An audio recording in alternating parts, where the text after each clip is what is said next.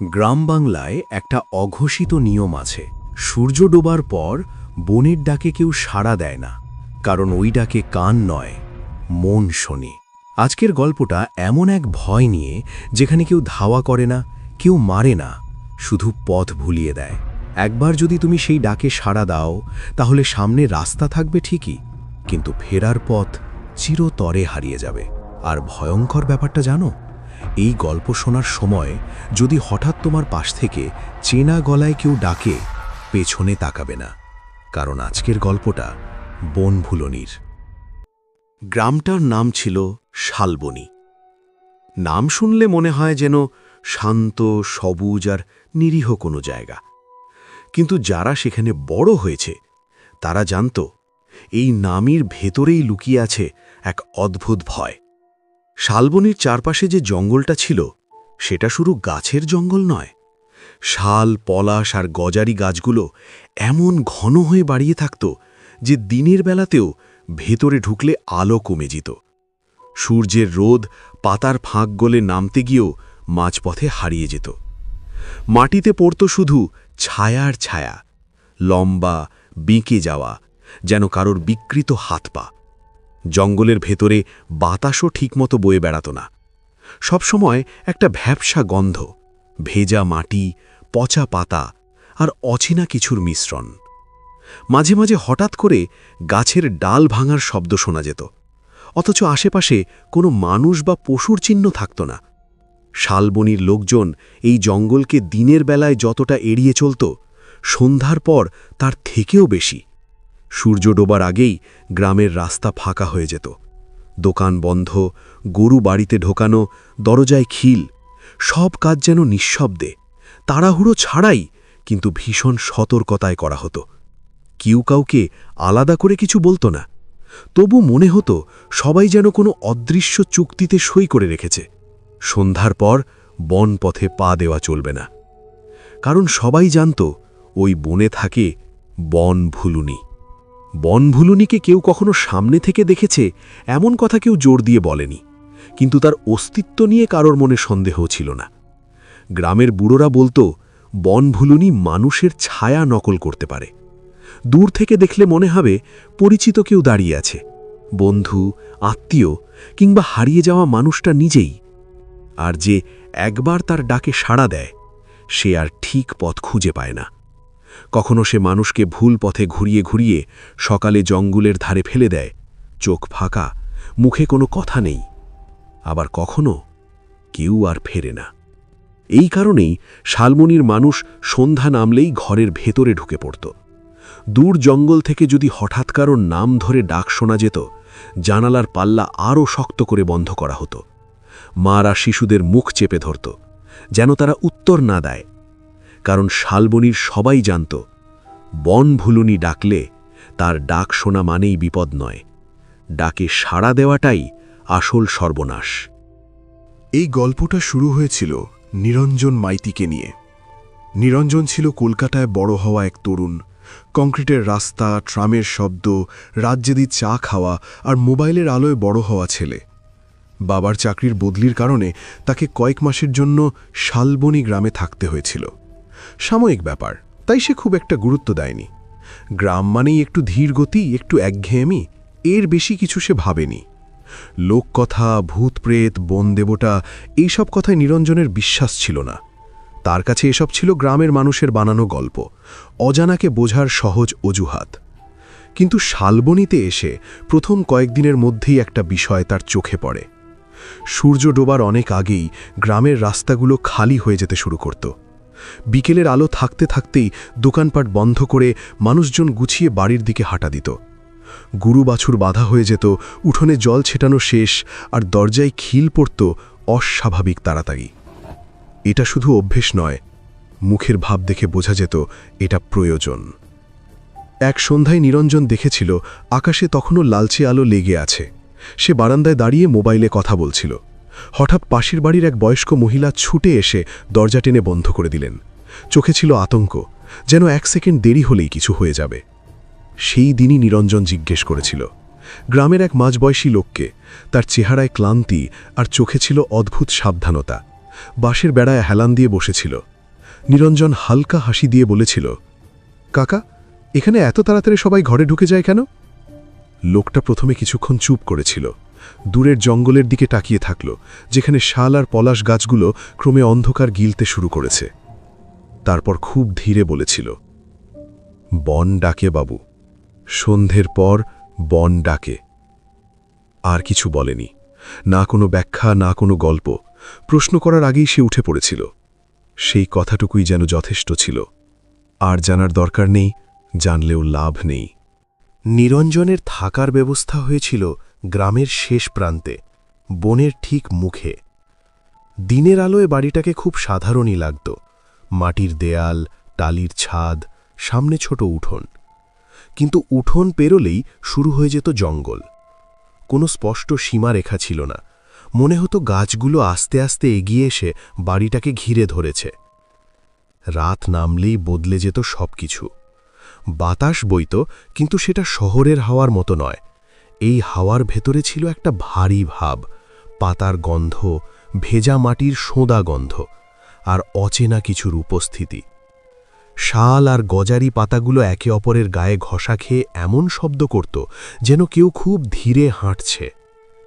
মাঝে মাঝে মনে হতো উঠোনের ধারে কেউ দাঁড়িয়ে আছে, কিন্তু আলো জ্বালালে কেউ নেই। প্রথম কয়েক রাত নিরঞ্জন এসব গুরুত্ব দেয়নি। সে নিজেকে বোঝাত, নতুন জায়গা, নতুন শব্দ, শহরের কোলাহল ছাড়া নীরবতা এমনই লাগে। তৃতীয় রাতেও সে হেসে উড়িয়ে দিয়েছিল। কিন্তু চতুর্থ রাতে ঘুমটা হঠাৎ ভেঙে গিয়েছিল। কোনো দুঃস্বপ্নে নয়, একটা ডাকে, খুব পরিষ্কার, খুব কাছ থেকে, নিরঞ্জন। সে সঙ্গে সঙ্গে উঠে বসল। বুকের ভেতরটা কেমন করে উঠল।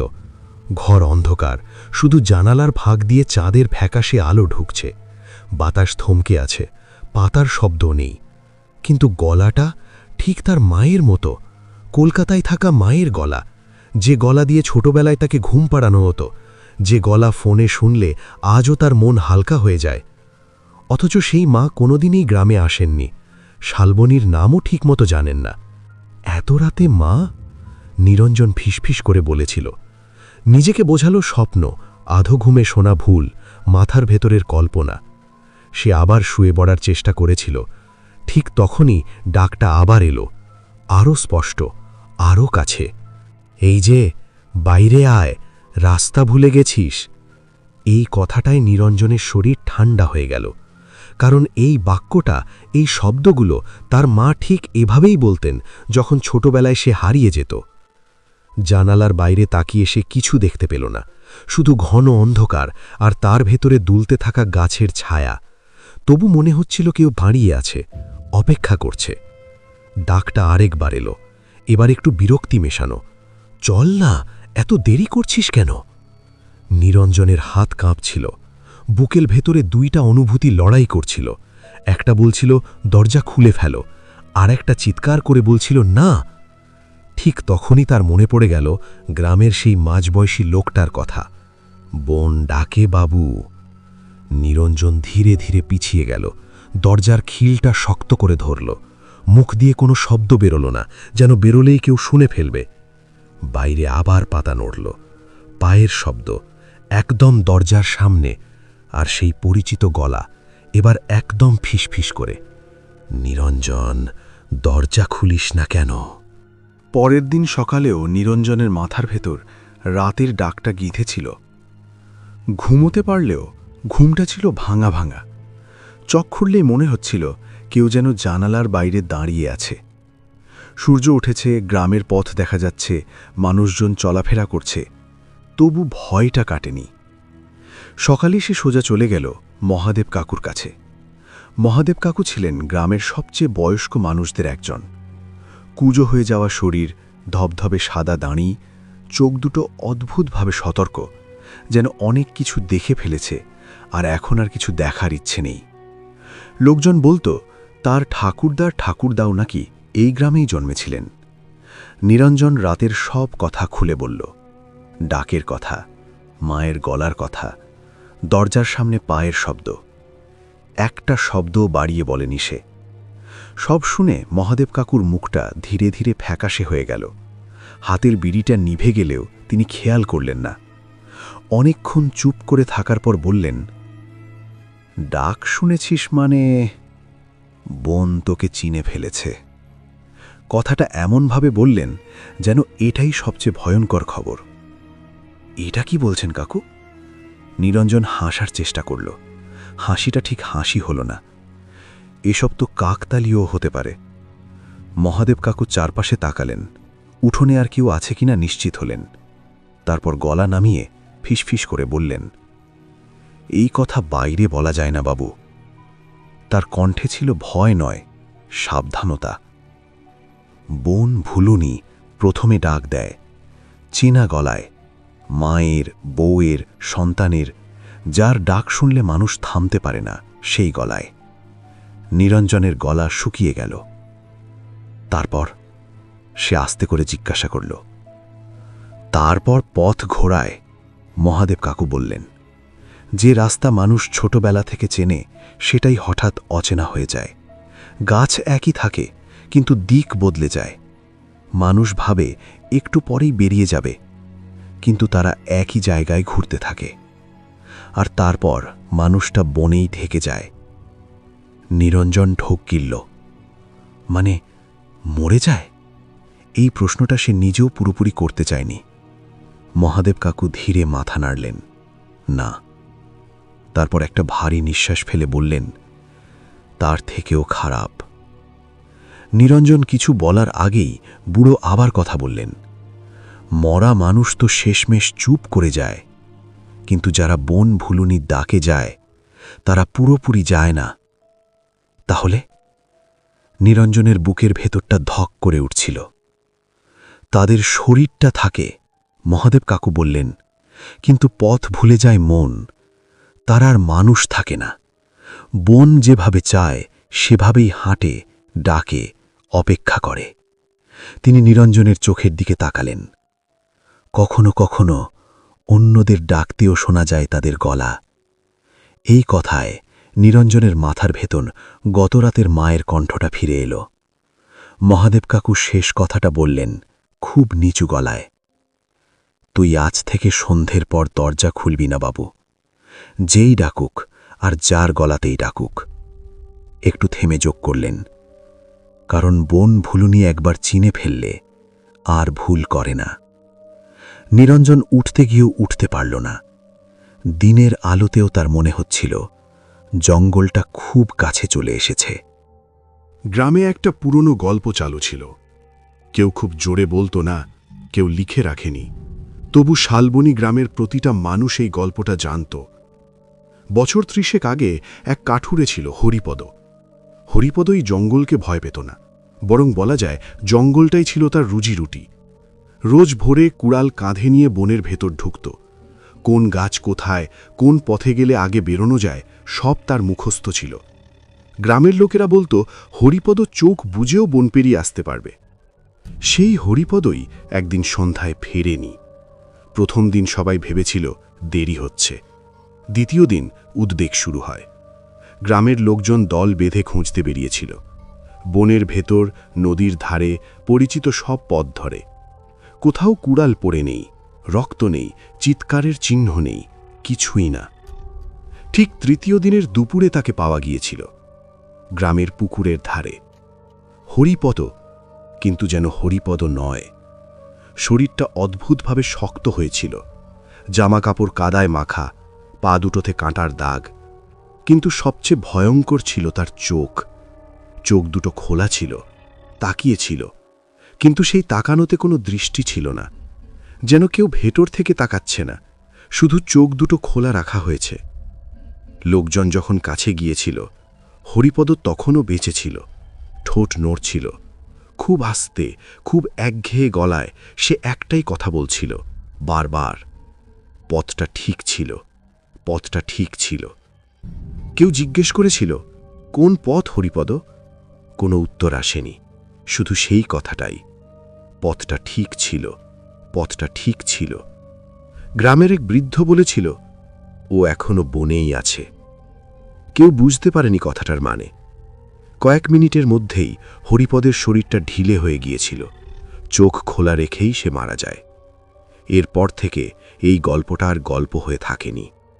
শালবনির মানুষ বুঝে গিয়েছিল, বন ভুলুনি পথ ভুল করায় না। সে মানুষকে বিশ্বাস করিয়ে দেয় পথ ঠিকই আছে, আর সেই বিশ্বাসটাই শেষ পথ। এই কারণেই সন্ধ্যার পর কেউ বনে যায় না, এই কারণেই ডাক শুনেও কেউ সাড়া দেয় না, আর এই কারণেই যখন নিরঞ্জন এই গল্পটা শুনল, তার কানে শুধু একটাই কথা বাজতে থাকল, পথটা ঠিক ছিল। কারণ গত রাতেও তার মনে হয়েছিল পথটা ঠিকই আছে। নিরঞ্জন সিদ্ধান্ত নিয়েছিল সে এসব গালগল্পে বিশ্বাস করবে না। গ্রামের বুড়োদের কথা, পুরনো গল্প, অন্ধকারে শোনার ডাক সবই মানুষের ভয়ের ফল। সে নিজেকে এভাবেই বোঝাতে শুরু করেছিল। দিনের বেলা সব স্বাভাবিক, সূর্যের আলোয় বনটাও আর তত ভয়ানক লাগে না। পাখি ডাকে, মানুষ হাসে, ধোঁয়া ওঠে রান্নাঘর থেকে। ভয় শুধু রাতেই আসে। এই কথাটাই সে ভরসা রেখেছিল। কিন্তু বন ভুলুনি ধৈর্য ধরে। দিন গড়াল, 1 সপ্তাহ কেটে গেল। নিরঞ্জন প্রায় ভুলেই যাচ্ছিল প্রথম রাতের ডাক। মনে হচ্ছিল হয়তো সত্যিই মাথার ভেতরের খেলা ছিল। 7ম রাতে ডাকটা আবার এলো। এবার আর মায়ের গলায় নয়, বাবার গলায়। পরিষ্কার, চেনা, বাস্তব। নিরঞ্জন, দেরি হয়ে যাচ্ছে, ট্রেন ধরবি না? এই একটা শব্দেই নিরঞ্জনের বুক থক করে উঠল। ট্রেন, কলকাতা, এই দুটো শব্দ তার জীবনের সবচেয়ে বাস্তব জিনিস। অফিসের সময়, ভিড়, প্ল্যাটফর্মের চেনা গন্ধ সব একসঙ্গে মাথায় ঢুকে পড়ল। সে উঠে বসল। ঘরটা অন্ধকার, কিন্তু গলাটা যেন দরজার বাইরে থেকেই আসছে। বাবা! শব্দটা বেরিয়ে গেল তার মুখ থেকে। কোনো উত্তর এলো না, কিন্তু আবার সেই গলা। চল, দেরি হচ্ছে, সব গুছানো আছে। নিরঞ্জনের মাথা ঘুরে গেল। যুক্তি আর ভয় একসঙ্গে ধাক্কা দিচ্ছিল। সে জানালার কাছে গেল। বাইরে কুয়াশা। শালবনির রাতের কুয়াশা অন্যরকম, ঘন, ভারী, যেন বাতাসের ভেতর জল ভরে গেছে। উঠোনটা দেখা যায় না, গাছের গুড়িগুলো মিলিয়ে যাচ্ছে। কিন্তু কুয়াশার ভেতর একটা মানুষের অবয়ব, লম্বা ছায়া, কাঁধের গড়নটা বাবার মতো, হাত দুটো শরীরের পাশে ঝুলে আছে। শুধু একটাই জিনিস ঠিক নেই, পা দুটো স্পষ্ট দেখা যায় না, কুয়াশার সঙ্গে মিশে গেছে। মাটি ছুঁয়ে আছে কিনা বোঝা যায় না। গলাটা আবার এলো, এবার জানালার একদম কাছে। এখানে দাঁড়িয়ে আছি, তুই দেখছিস তো? নিরঞ্জনের শ্বাস আটকে গেল। তার মনে পড়ে গেল মহাদেব কাকুর কথা, মনে পড়ে গেল হরিপদর খোলা চোখ, মনে পড়ে গেল সেই বাক্য, পথটা ঠিক ছিল। হাতটা অজান্তেই জানালার পাল্লার দিকে এগিয়ে গেল। 1 পা সামনে বাড়ালেই সব শেষ হয়ে যেতে পারে। আর ঠিক তখনই কুয়াশার ভেতরের অবয়বটা একটু এগোলো। কোনো পায়ের শব্দ নেই, কিন্তু দূরত্ব কমে এলো। বাবার গলায় শেষ ডাকটা এলো, নিরঞ্জন, ট্রেন ছাড়বে। আর সেই মুহূর্তে নিরঞ্জন বুঝতে পারল, বন ভুলুনি এবার অপেক্ষা করছে না, সে নিতে এসেছে। ঠিক তখনই দরজায় ধাক্কা পড়েছিল। একটা নয়, 3টে টানা ধাক্কা। ঘরের ভেতরটা কেঁপে উঠেছিল। জানালার ধারে দাঁড়িয়ে থাকা নিরঞ্জন যেন ঘুম ভেঙে বাস্তবে ফিরে এলো। বাইরে বাবার গলাটা থেমে গিয়েছিল। কুয়াশার ভেতরের অবয়বটা নড়েনি, শুধু দাঁড়িয়েছিল। নিরঞ্জন, এবার গলাটা আলাদা, খড়খড়ে, তাড়াহুড়ো ভরা। মহাদেব কাকু। নিরঞ্জনের হাত কাঁপছিল।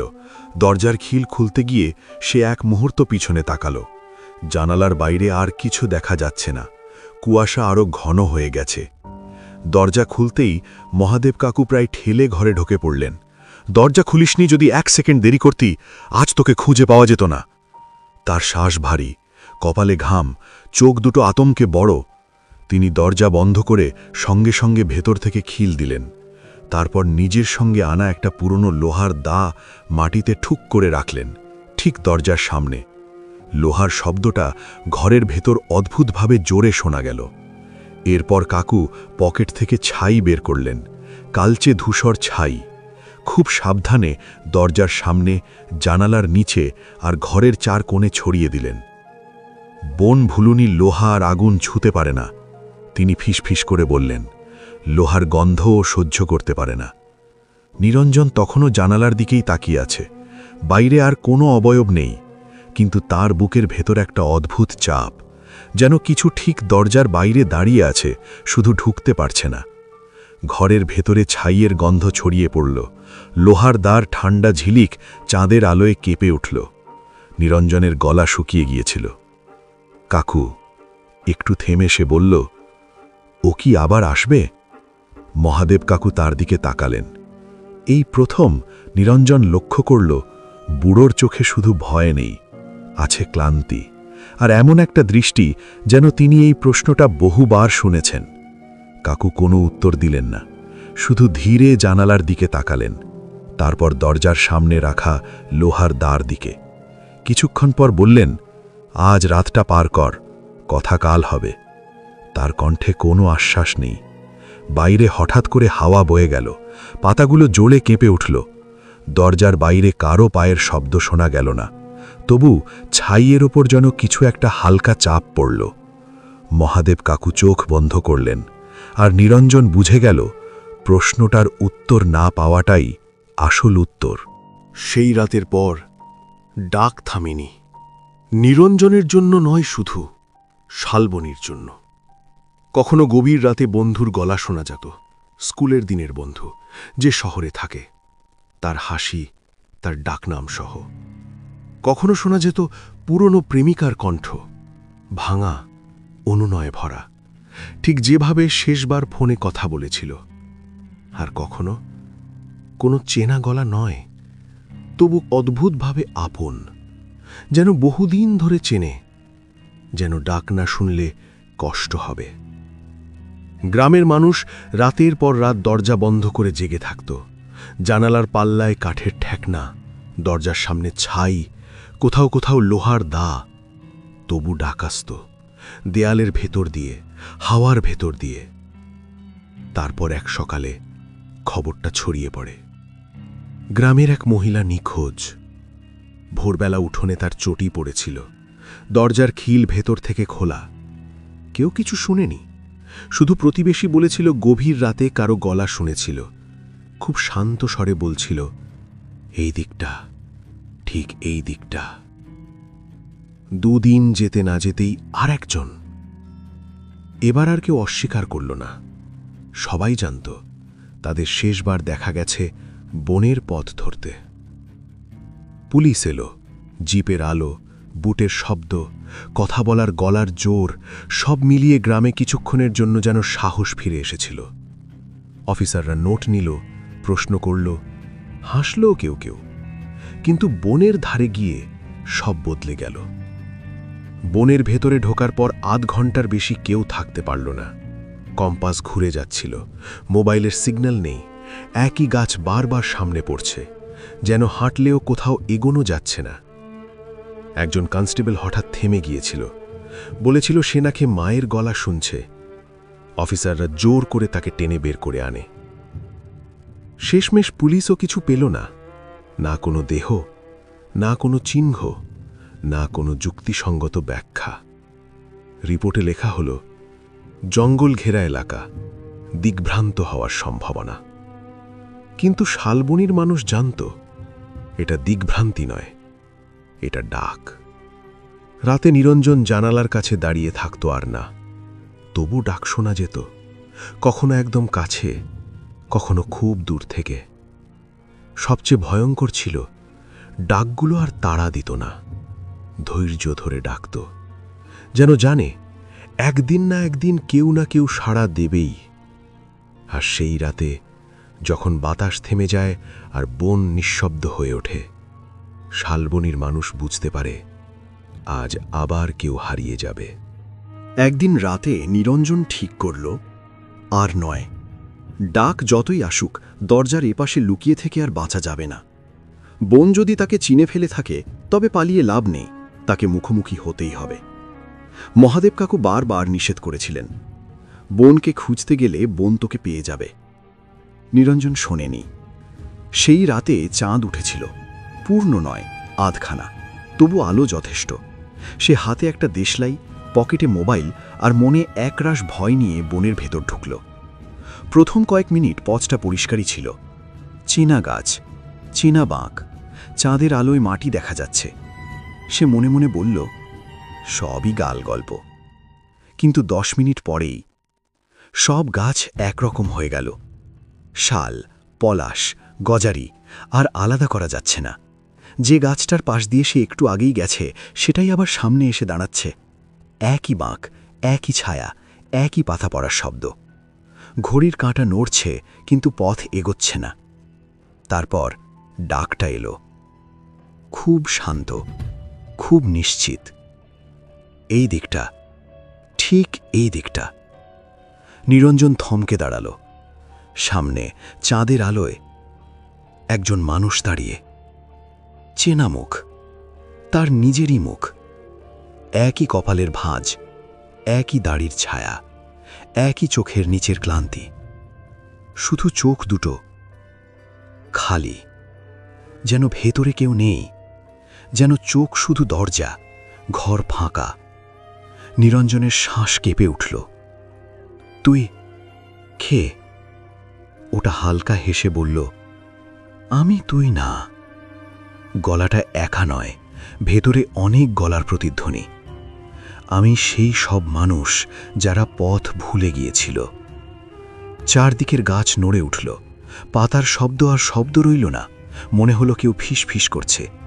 মাটি হালকা কেঁপে উঠল, যেন নিচে কিছু নিঃশ্বাস নিচ্ছে। আমরা সবাই ভেবেছিলাম পথটা ঠিক, ওটা বলল। বোন শুধু সেটা বিশ্বাস করায়। নিরঞ্জনের মাথা ঝিমঝিম করতে লাগল। চারপাশের অন্ধকার ঘন হয়ে আসছে, গাছগুলো আরও কাছে সরে এসেছে, ফাঁক বন্ধ হয়ে যাচ্ছে। সে ঘুরে দৌড়াল। দৌড়াতে দৌড়াতে বুঝতে পারল, যত দৌড়ায় তত বন ঘন হয়। পা ভারী, শ্বাস ফুরোচ্ছে, পথ সরু হয়ে গলা টিপে ধরছে। ছায়াগুলো দৌড়াচ্ছে তার সঙ্গে সঙ্গে। শেষ মুহূর্তে তার মাথায় মহাদেব কাকুন কথা ঝলকে উঠিল। আগুন। হাত কাঁপতে কাঁপতে সে মোবাইলের লাইটটা মাটিতে ফেলল। শুকনো পাতা, ডাল সব একসঙ্গে জড়ো করে দেশলাই জ্বালালো। আগুন দাও দাও জ্বলে উঠল। এক মুহূর্তেই চারপাশের ছায়া ছিটকে গেল। গাছগুলো যেন পিছিয়ে গেল এক পা। বাতাস ভারী হয়ে উঠল। তারপর চিৎকার। মানুষের নয়, একজনের নয়, অনেক গলার একসঙ্গে, অমানুষিক, ক্ষুধার্ত, রাগে ভরা। নিরঞ্জন চোখ বন্ধ করে আগুনের পাশে দাঁড়িয়ে রইল। কান ঝালাপালা হয়ে গেল। মনে হলো কেউ তার নাম চিৎকার করে ছিঁড়ে খাচ্ছে। আর তারপর হঠাৎ নীরবতা, শুধু আগুনের শব্দ। পাতা পুড়ছে। সকালবেলা গ্রামবাসীরা তাকে পেয়েছিল বনের মুখে। সূর্য তখন উঠছে, কুয়াশা ধীরে ধীরে সরে যাচ্ছে। আগের রাতের আগুনের ছাই এখনো ভেজা মাটিতে ছড়ানো। জঙ্গলের গা থেকে যেন কেউ এক পা পিছিয়ে গেছে, এমন একটা অনুভূতি। নিরঞ্জন বসেছিল, হাঁটু ভাঁজ করে, চোখ খোলা, চুল এক রাতেই সাদা। কেউ ডাক দিল, নিরঞ্জনবাবু। সে তাকালো, কিন্তু তাকানোটা ছিল অচেনা। ঘুমহীন চোখ, অনেক অনেক রাত জেগে থাকার চোখ। কেউ জিজ্ঞেস করল, ভিতরে কি দেখলি? নিরঞ্জন কিছু বলল না, শুধু জঙ্গলের দিকে একবার তাকালো। তারপর নিচু গলায় বলল, পথটা বদলায় না, মানুষটাই বদলে যায়। এরপর আর কিচ্ছু বলেনি। সেদিনই তার শহরে ফেরার কথা ছিল। ট্রেনের টিকিট, ব্যাগ গুছোনো, সব পড়ে রইল। নিরঞ্জন আর কখনো কলকাতায় ফেরেনি। আজও সে শালবনীতেই থাকে। দিনের বেলায় তাকে দেখা যায়, ধীর পায়ে হাঁটে, কারো সঙ্গে বেশি কথা বলে না, চোখে চোখ রাখে না, মাঝে মাঝে বনমুখো হয়ে বসে থাকে, যেন কিছু শোনার চেষ্টা করছে। কিন্তু সন্ধ্যার পর কেউ তাকে খুঁজে পায় না। তার ঘরের দরজা খোলা থাকে, আলো নিভে যায়, উঠোন ফাঁকা। কেউ বলে সে নাকি জঙ্গলের ধারেই দাঁড়িয়ে থাকে, কেউ বলে তাকে কুয়াশার ভেতর দিয়ে হাঁটতে দেখেছে, পা দুটো ঠিক মাটি ছোঁয় না। মহাদেব কাকু একদিন শুধু এটুকুই বলেছিলেন, বনভুলনি সবসময় মানুষ নিয়ে যায় না, কখনো কাউকে রেখে দেয় পথ দেখানোর জন্য। শালবনির লোকেরা তাই সন্ধ্যার পর বনমুখো হয় না, ডাক শুনলেও জানালা বন্ধ রাখে, কারণ তারা জানে বনভুলনি এখনো আছে আর সে ধৈর্য ধরে। আর তুমি যদি কখনো সন্ধ্যার পর জঙ্গলের ধারে দাঁড়িয়ে চেনা গলায় ডাক শোনো, মায়ের, বন্ধুর, নিজেরই, পেছনে তাকাবে না, কারণ বনভুলনি তোমার পথ জানে। এই ছিল বনভুলুনির গল্প, একটা গল্প যেটা গ্রাম বাংলায় আজও গল্প হয়ে থাকতে চায় না। কারণ কিছু পথ আজও সন্ধ্যার পর বদলে যায়, কিছু ডাক আজও চেনা গলায় শোনা যায়। যদি এই গল্পটা শুনে একবারের জন্যেও মনে হয় আমি যদি ওই জায়গায় থাকতাম, তাহলে বুঝে নিও ভয়টা কাজ করেছে।